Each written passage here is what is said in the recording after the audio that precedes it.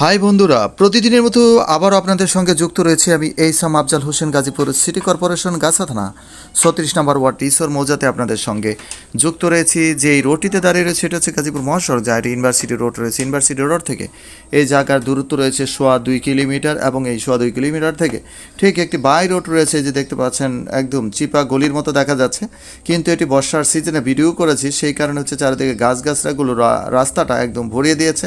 এখান থেকে 70 গজ দূরত্ব রয়েছে সেই জমিটি, 2.5 কাঠা, যার প্যাকেজ মূল্য রয়েছে 13 লক্ষ টাকা। চলুন সেই জমিটি আমরা দেখতে যাব এই মুহূর্তে।